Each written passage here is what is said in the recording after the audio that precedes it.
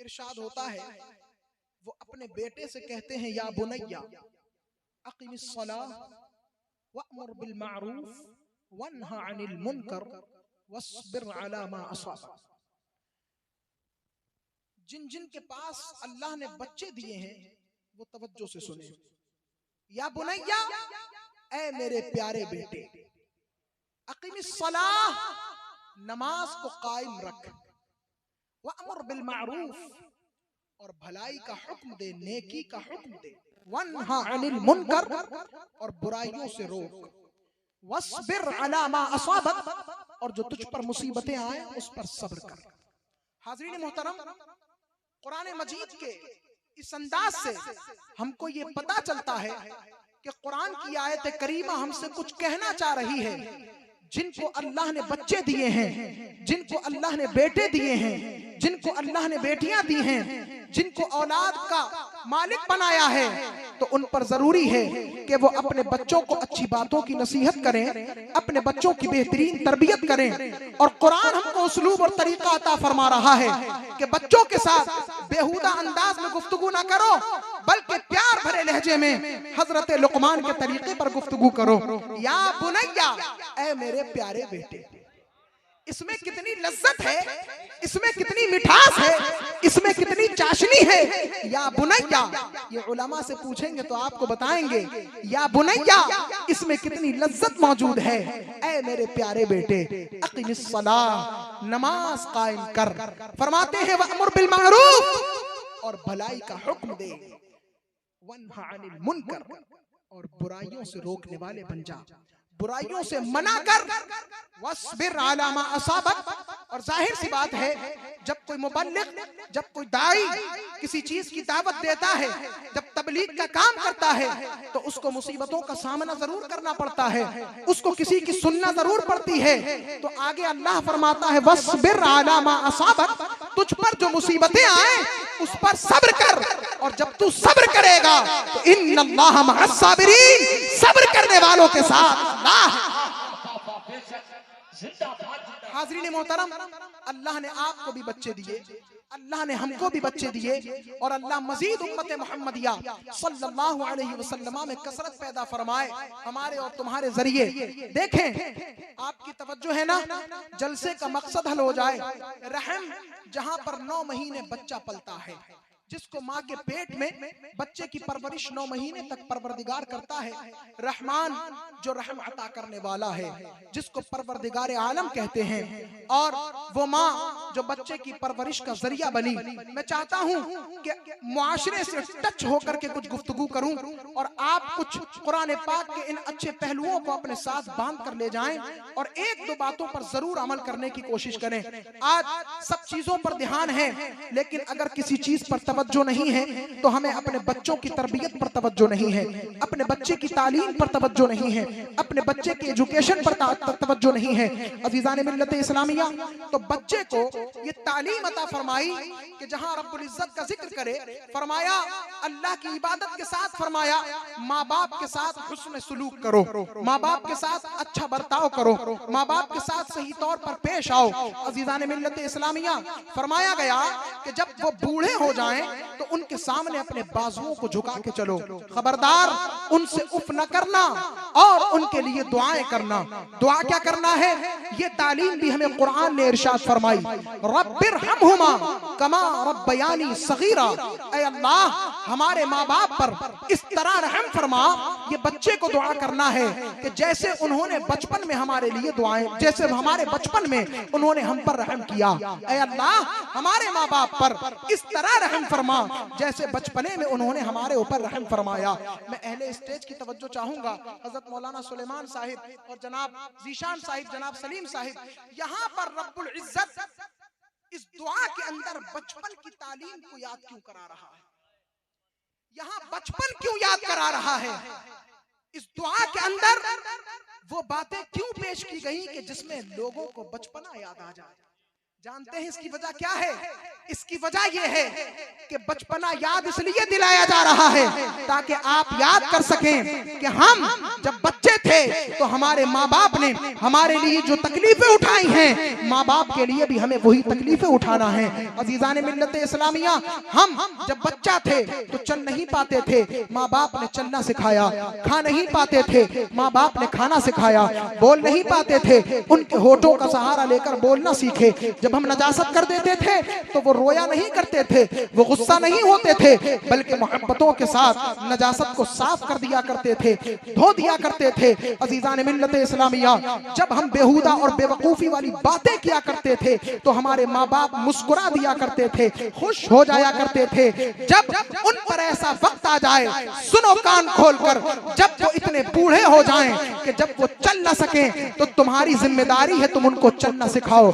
जब वो इतने बूढ़े हो जाएं कि वो खा न सके तो तुम्हारी और हमारी जिम्मेदारी है कि हम उनके मुंह में अपने हाथ से लुकमा डालें। और जब वो इतने बूढ़े हो जाएं कि अपनी नजासत खुद साफ न कर सके तो गुस्सा मत करो, बल्कि उनकी नजासत को मुस्कुराते हुए साफ कर दो। इसलिए ये हक तुम्हें अदा करना है, इसके लिए तुम्हारे माँ बाप का हक है तुम्हारे ऊपर। अब जहानाबाद वालों, बिलई वालों, पीलीभीत वालों, जिला पीलीभीत वालों, मैं तुमसे पूछना चाहूंगा, बिलखुसूस कमेटी वालों से पूछना चाहूंगा कि हमारे इस मुआशरे के बच्चों की परवरिश इस अंदाज से हो रही है, रब्बिरहमहुमा कमा रब्बयानी सगीरा। क्या इस अंदाज से हमारे बच्चों को ये अंदाज पेश किया जा रहा है कि हमारे बच्चों के अंदर कुरान की ये आयात मुजज़्ज़न हो रही हैं? क्या हमारे बच्चों के जहनों में, इस मुआशरे के नौजवानों के दिलों में कुरान की ये आयात मौजूद हैं?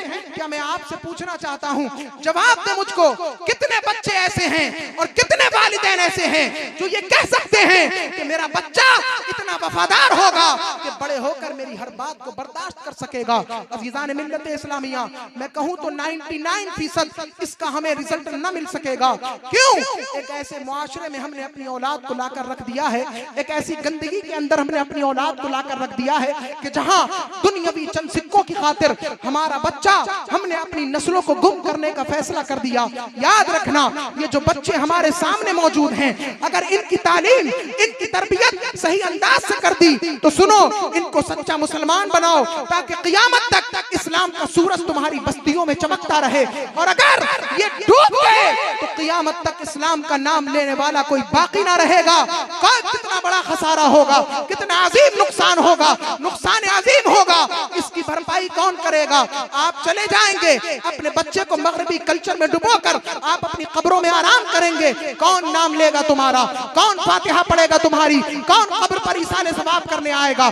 कोई नाम लेने को तैयार ना होगा, कोई तुमको याद नहीं करेगा।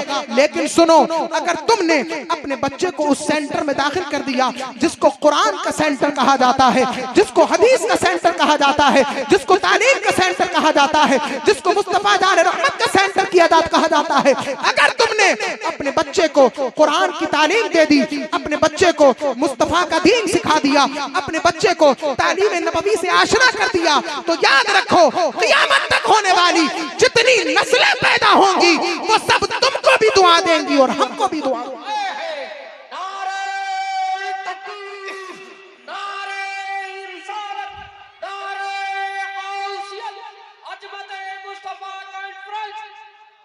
कभी हम गौर करते हैं हम कहाँ रहते हैं, हमारी जिंदगी कहाँ गुजर रही है, हमारे शब रोज कहाँ गुजर रहे हैं, हमारे बच्चों के शब रोज कहाँ गुजर रहे हैं। आलम यह था कि पहले स्कूल बेहतरीन तरबियत का होता था, लेकिन अब स्कूलों में कुछ नजर नहीं आ रहा है।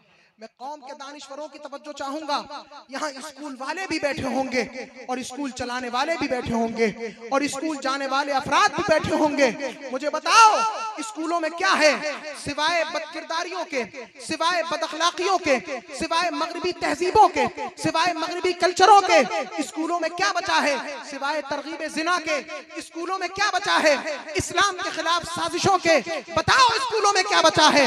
अब जब स्कूल से बच्चा वापस आता है मैं ये नहीं कहता कि अपने बच्चों को स्कूलों की तालीम ना दो, बिल्कुल इस स्कूलों की तालीम दो, कॉलेज की तालीम दो, यूनिवर्सिटी की तालीम दो, लेकिन सुनो, जब तुम्हारा बच्चा अपने स्कूल से घर वापस आता है, रास्ते में बाजार पड़ती है, रास्ते में चौराहा पड़ता है, रास्ते में दुकानें पड़ती हैं, रास्ते में बेहुदा लोगों से गुजरते हुए घर आना पड़ता है, वो बाजार जिसकी मजम्मत सैयद आलम ने 1400 साल पहले फरमाई थी। सुनो आका करीम ने क्या फरमाया। सरकार फरमाते हैं कि रुए जमीन पर जमीन का सबसे बेहतरीन हिस्सा मस्जिदें हैं और सबसे बुरा हिस्सा बाजारें हैं। अजीजान मिल्लत इस्लामिया, वो बाजार जिसकी मजम्मत सैयद आलम करते हो।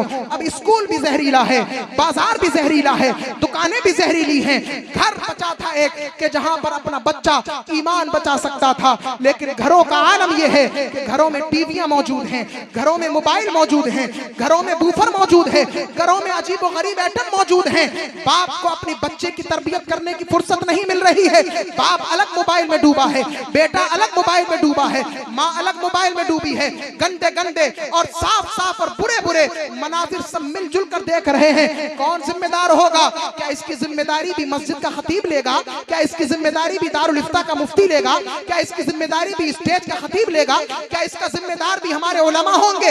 नहीं, तुम्हारे बच्चे के जिम्मेदार तुम खुद होगे और क़यामत में इसका सवाल मुफ्तियों से नहीं होगा, तुम्हारे बच्चे का सवाल तुमसे होगा, हमारे बच्चे का सवाल हमसे होगा।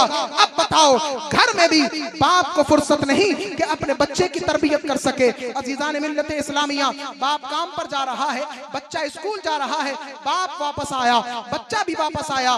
बताओ, अपने बच्चे से तुम मुलाकात करते हो? नहीं मुलाकात करते। वो बस्ता रखता है, मोबाइल उठाकर अपने गुंडे दोस्तों के साथ टहलने चला जाता है। न तुम्हारी एक लम्हा मुलाकात हुई, एक लम्हा तरबियत का मैसर नहीं आया। आज के वालिदैन को क्या हो गया? अपने बच्चे के लिए जरा सा वक्त नहीं। इंतहाई जहरीले माहौल में हमारे बच्चे परवान चढ़ रहे हैं। अजीजान मिल्लत इस्लामिया, क्या होगा ऐसे मुआशरे का जो बच्चों को सही राह पर नहीं ला सकते? अजीजान मिल्लत इस्लामिया, सुनो, अपने बच्चों को सही राह दिखा दो, अपने बच्चों की सही तरबियत कर दो, उनको मस्जिदों का रास्ता दिखा दो। क्या होगा? तुम मस्जिदों से उनको टच कर दो, बुराइयों को खत्म कर दो। मत बोलो झूठ उनके सामने, मत करो गीबत किसी की उनके सामने, मत रखो हसद अपने जहन में किसी के लिए उनके सामने। अगर तुम आज बदकिरदारियों से